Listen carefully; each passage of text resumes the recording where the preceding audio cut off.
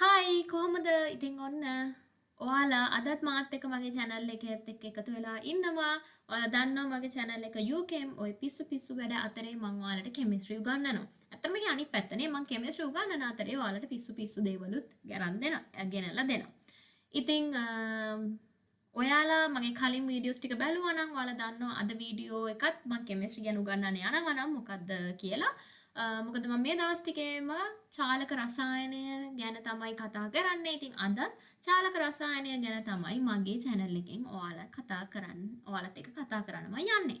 ඉතින් මගේ channel එක තාමත් subscribe කරපු නැති ළමයි ඉන්නවා නම් subscribe කරන්න, like කරන්න, comments දාන්න. ඉතින් ඔන්න අපි යනවා වේග නියමයට එන්ට වෙන්න. හැබැයි එතනට යන්න කලින් මම ඔයාලට පොඩි සමරි එකක් වගේ තමයි මම දෙන්න යන්නේ. කොහොමද? ඒ කියන්නේ මේ මෙතෙක්කල් එක දේවල් වලින්, ඒ කියන්නේ මම ඔයාලට කරුණු කිව්වා, MCQ වලට ඕන දේවල්, factors කිව්වා, මතක තියාගන්න ඕන facts කිව්වා, එක දේවල් කරා. ඉතින් ඒකේ පොඩි සමරි එකක් ඔයාලට අමතකයි නම් මතක නැත්තම් බැලුවේ නැත්තම් මගේ කලින් වීඩියෝස් බලලා එකතු වෙන්න මේ වීඩියෝ එකත් එක්ක. ඉතින් කලින් වීඩියෝස් වල වේග නියමයට එන්ට වෙන්න ෆැක්ට්ස් කතා කරගෙන කොහොමද වේගයේ ප්‍රතික්‍රියාවල වේගයට සිද්ධ වෙන සිදුවීම්, කොහොමද බලපෑම්, කුමන සාධකද ඒ වගේ කතා කරගෙන ආවා. ඉතින් අද මම ඔයාලට මේ දීලා තියෙන ප්‍රතික්‍රියාව බලන්න A+PC වෙනවා නම් මේ වගේ ප්‍රතික්‍රියාවක ශීඝ්‍රතාවය කොහොමද ලියන්නේ කියන එක මම පළවෙනි වීඩියෝ එකෙන් මේ පාඩම ගැන කතා කරන පළවෙනි වීඩියෝ එකෙන් ඔයාලට කියලා දුන්නා. ඒනට මම මේ ටග් ගාලා මතක් කරලා යන්න යාවේ මෙතනට.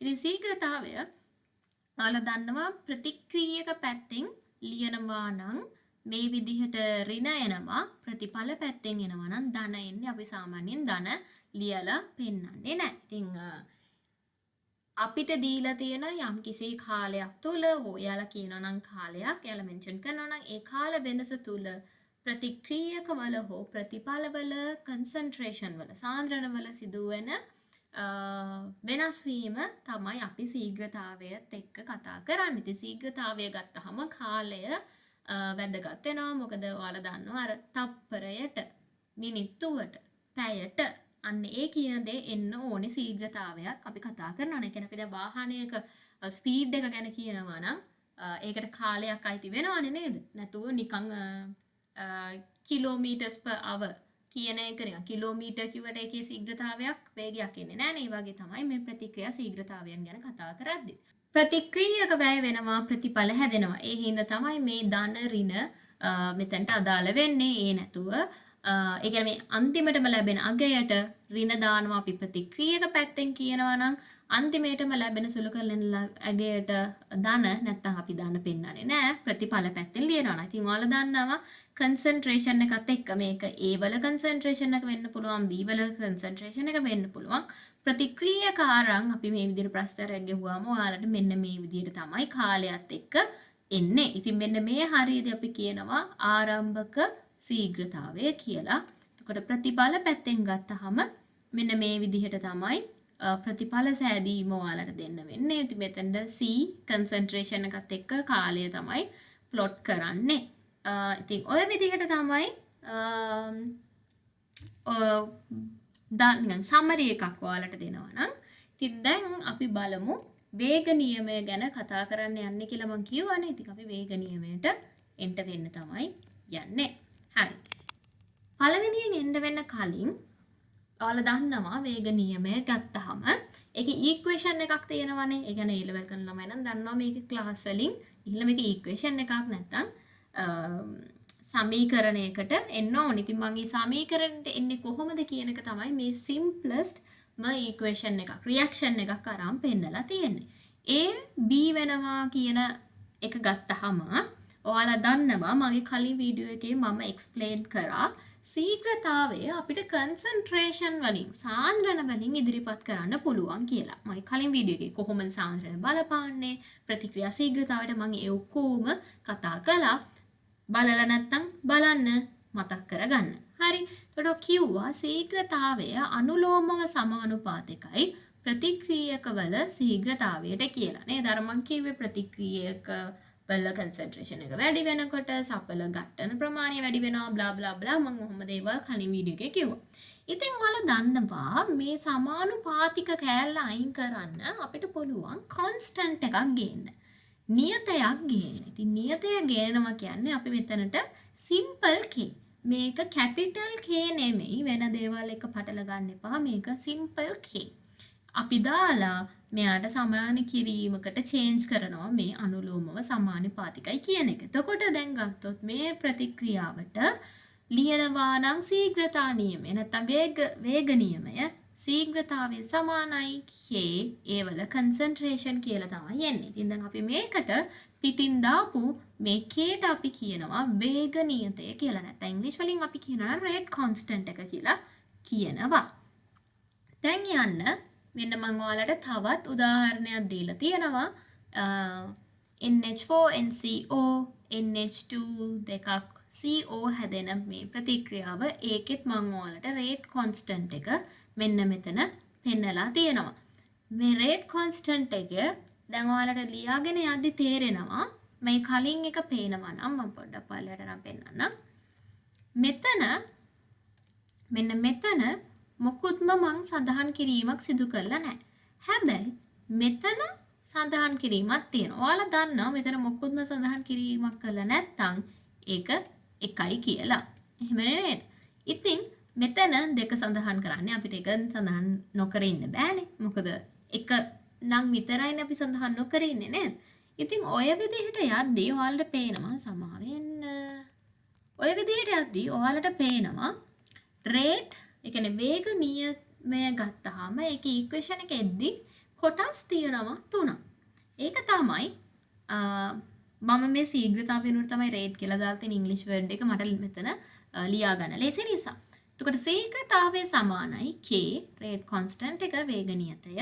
ඊට පස්සේ මෙතන අපි මේ ලියන්නේ ප්‍රතික්‍රියක වල කන්සන්ට්‍රේෂන් එක විතරයි. සාන්ද්‍රණය විතරයි. අපි ප්‍රතිඵලවල මේකේ මෙන්න මේකේ ලියන්නේ නෑනේ. ප්‍රතික්‍රියාවේ කියන්නේ වේග නියමයේ සමාවෙන්න වේග නියමයේ මේක ලියන්නේ නැහැ. ඉතින් මේ බලන්න මේ හැම ඉක්වේෂන් එකෙම තියෙන්නේ ප්‍රතික්‍රියක විතරයි ලියලා. ඒ කියන්නේ ඔයාලා වේග නියතේ ලියනකොට ප්‍රතික්‍රියක ගැන විතරයි සලකා බලන්නේ. එතකොට ඔන්න ප්‍රතික්‍රියක වල කන්සන්ට්‍රේෂන් එක එනවා. ඊට පස්සේ ඔයාලට මම මෙතන n එකක් දක්වලා තියෙනවා. n කියලා. ඒකට කියනවා ඒ අදාළ ප්‍රතික්‍රියකයට අනුබද්ධ පෙළ. මෙතන අකුරුත් අඩුයි ලියලා තියෙනවා. ප්‍රතික්‍රියක වලට අනුබද්ධ පෙළ තමයි එතන n විදිහට එන්නේ. දැන් ඔයාලා බලන්න ඇති මම ඇයි මේ වීඩියෝ එක මේ විදිහට කරන් යන්නේ කියලා. ඉතින් ඇත්තට මේකට හේතුව තමයි ඒ කියන්නේ මේක ඇත්තටම පොඩි මතක් කිරීමක් වගේ දෙයක් මම ඊළඟට මේ වීඩියෝ එකෙන් ඔයාලට දෙන්න යන එක සම්බන්ධව. මොකද මම වේග නියමය ගැන වීඩියෝ එකක් කළා. ඒක ගොඩක් කලින් කළේ. හැබැයි මීට වඩා නම් සෑහෙන විස්තර මම ඒකේ කිව්වා. ඉතින් ඒක කියන්නේ වේග නියමය සම්බන්ධයෙන් මොන හරි ප්‍රශ්න තියෙනවා නම් ඔයාලට තේරෙන්නේ නැත්නම් ඉතින් ඒ වීඩියෝ එක රිෆර් කරන්න කියලා මම ඔයාලට ඉල්ලනවා. ඉතින් ඔයාලට පුළුවන් මගේ ප්ලේලිස්ට් වල රසායන කියන්නේ චාලක රසායනය යටතේ part 4 වලට දාපු වීඩියෝ එක වේග නියමය වීඩියෝ එක බලන්න. එතකොට ඔයාලට ඒකක සම්බන්ධව තියෙන ගැටලු වේග නියමයට එන්න තියෙන විදිහ ඒ කියන්නේ ස්ටොයිකියෝමෙට්‍රි කොහොමද පෙළ ඒ ඔක්කොම ටික මම ඒ වීඩියෝ එකේ ඔයාලට කියලා දුන්නා. දැන් ඉතින් අපි බලමු මේ වේග නියමය යොදාගෙන ගණන් හදන්නේ කොහොමද කියලා. ඉතින් මං පොඩි සුළු ගාණක් හදන්න යන්නේ ඔයාලත් එක්ක. හැබැයි මේකට සම්බන්ධවත් මං වීඩියෝ දාලා තියෙනවා. නමුත් පාඩම කම්ප්ලීට් නැත් එක්ක ඒ කියන්නේ නොදන්න කෙනෙක්ට නොතේරෙන කෙනෙක්ට තේරෙන විදිහට මං පොඩි ගාණක් අරගෙන ඔයාලට මේ පෙළසවීමේ කැල්කියුලේෂන් එක කරන්න යන්නේ. ඉතින් මං ඔයාලට දීලා තියෙනවා මෙන්න මේ ඉක්වේෂන් එක සහ මෙන්න මේ data set එක. ඉතින් මේ data set එක දීලා, ඒ කියන්නේ මේ තත්ත්ව දීලා ඔයාලට කිව්වොත් මේ ඉක්වේෂන් එකේ පෙළ හොයන්න කියලා ඔයාලට පුළුවන් වෙන්න ඕනේ. මොකද මේක ඉතාමත්ම ලේසි දෙයක්. ඉතින් ඔයාලා දන්නවා යම්කිසි ප්‍රතික්‍රියකයක් වේග නියමයට අදාළයි නම් ඒක වේග නියමයේ ලියවෙනවා නම් කියන්නේ අදාළ ප්‍රතික්‍රියකයේ කන්සන්ට්‍රේෂන් එක වෙනස් කරද්දී රේට් එක ශීඝ්‍රතාවයේ වෙනස් වීමක් සිද්ධ වෙන්න ඕනේ. හැබැයි හිතන්න ප්‍රතික්‍රියකයේ මම මේ අර මගේ කලින් වීඩියෝ වල සහ මේ වීඩියෝ වල ගැන මම කතා කරද්දී මේ වීඩියෝ එකත් එක්ක කතා කරද්දී සමා වෙන ප්‍රතික්‍රියාවේ පෙළ ශුන්‍ය නම් ඒ අදාළ ප්‍රතික්‍රියකය වෙනස් කරාට ශීඝ්‍රතාවයේ වෙනසක් සිද්ධ වෙන්න බෑ. එහෙම නේද? නමුත් අපි බලන් යමු. දැන් මේ ඔක්සිජන් මම මේ බිඳුව කියලා මෙතන දාලා තියෙන්නේ සහ NO වල බිඳුව කියලා තියෙන්නේ ආරම්භක සාන්ද්‍රණය ප්‍රතික්‍රියක සාන්ද්‍රණය සහ වල දන්නා මේ ආරම්භක රේට් එක ආරම්භක ශීඝ්‍රතාවය තමයි මම මේ පෙන්눔 කරලා තියෙන්නේ. බලන්න ඔක්සිජන් වෙනස් වෙද්දී දැන් හිතන්න මෙන්න මේ දෙන්න කොන්ස්ටන්ට් නේ. දැන් බලමු ඔක්සිජන් වෙනස් වෙද්දී ප්‍රතික්‍රියා ශීඝ්‍රතාව වෙනස් වෙලාද? ඔව්. ඒ කියන්නේ ඔක්සිජන් වල බලපෑමක් නැත්තම් සහභාගීත්වයක් තියෙනවා වේග නියමයට. එතකොට දැන් මෙතන NO වෙනස් වෙලා තියෙනකොට වෙනස් වෙනකොට රේට් එක වෙනස් වෙනවද කියලා අපි බලමු. ඒකට ගන්න මේ ඔක්සිජන් නියත පද දෙකක්. මේ 1 සහ 3 කියන එක. බලන්න මේ NO ඒ කියන්නේ නයිට්‍රජන් ඔක්සයිඩ් දෙගුණයක් කළාම කන්සන්ට්‍රේෂන් එක රේට් එක වෙනස් වෙලා තියෙනවා. ඒ කියන්නේ මේ ප්‍රතික්‍රියක දෙකම ප්‍රතික්‍රියාවේ ශීඝ්‍රතාවයට බලපානවා. එහෙනම් ඔයාලා දන්නවා ප්‍රතික්‍රියාව ලියවෙන්න ඕනේ කොහොමද? රේට් එක සමානයි k මේ වේග නියතය ඊට පස්සේ ඔක්සිජන් NO ඉතින් මම මේවා වල පෙළට xy කියලා දාලා තියෙනවා. අපි හොයන්න යන්නේ x මොකද්ද y මොකද්ද කියලා. ඉතින් මේ දේ හොයන්න අපි මම ඔයාලට දාලා අදහසක් දුන්නොත් දැන් මෙතන අපි නොදන්න පද තුනක් තියෙනවා. මේක තියෙනවා y x k.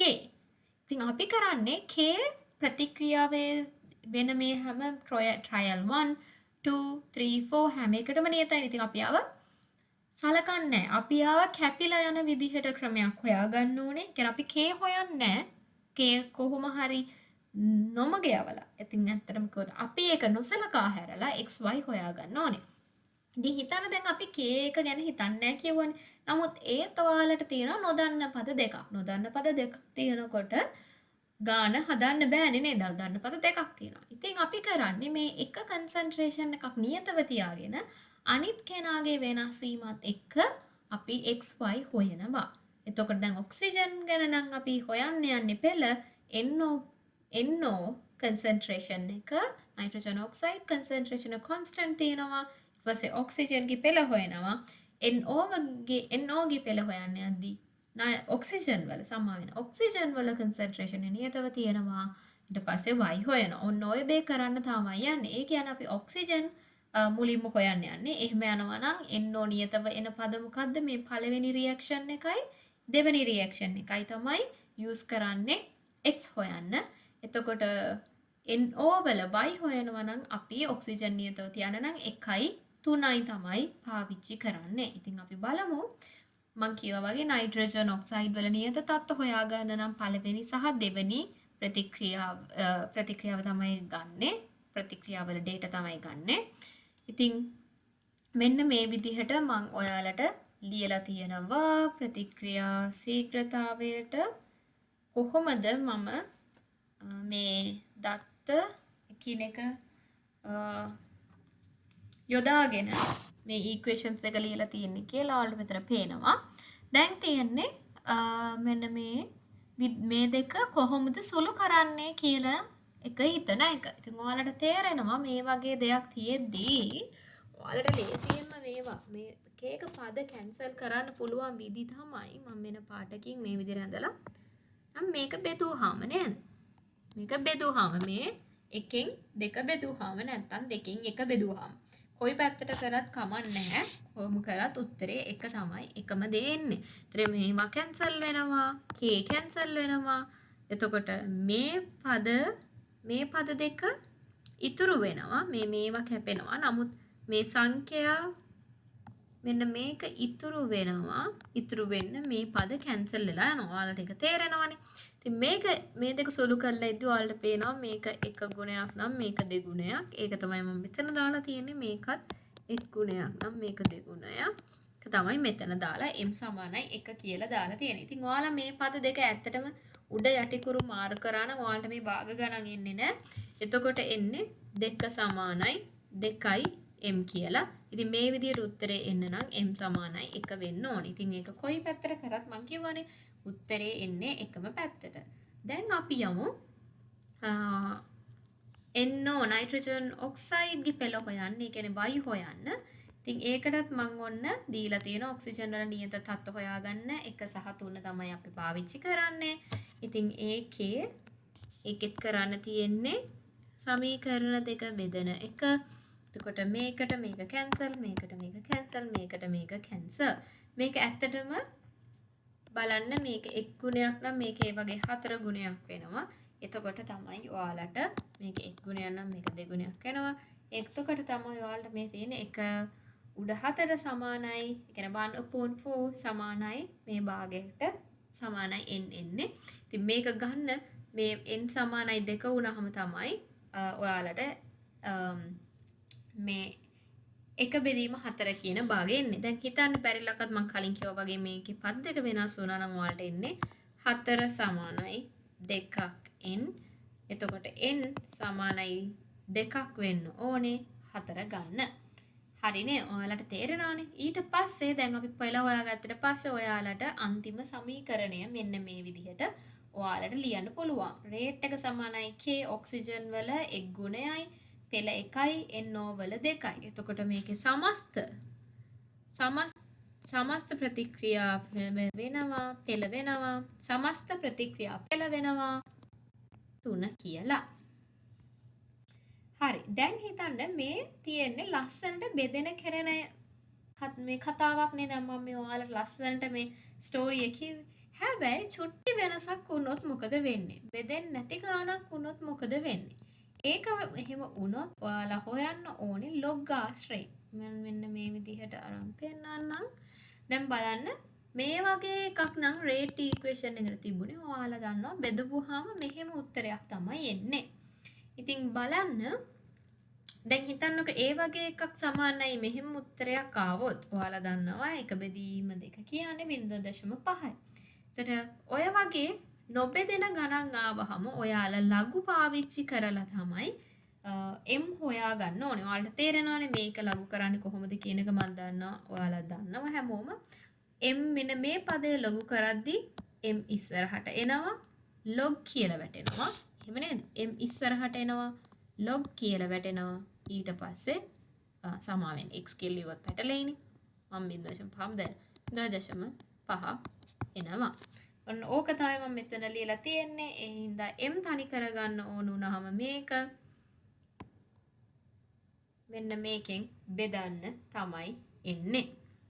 ඉතින් ඕක උත්තරේ 1.04යි. ඉතින් මේ වගේ ඒවා පෙළවලට නැති නිසා අපිට 1 කියලා අරගෙන m සමානයි 1 කියලා කියන්න පුළුවන්. මේ තියෙන්නේ ටිකක් විකාර විදිහට නොබෙදෙන අගයන් හොයද්දි කොහොමද අපි ඒ ගානට එන්ට වෙන්නේ කියලා.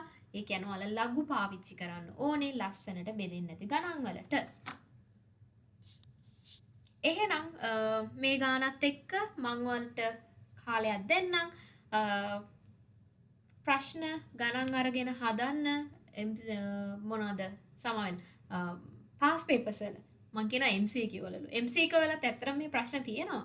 අර සුළුවට ලස්සනට මේ මෙහෙම උඩ පෙන්නුවා නේද මේ ලස්සනට බෙදෙන ගණන් තියෙන්නේ. ඒ වගේ ඒවා ඇත්තටම MCQ වලත් අහනවා.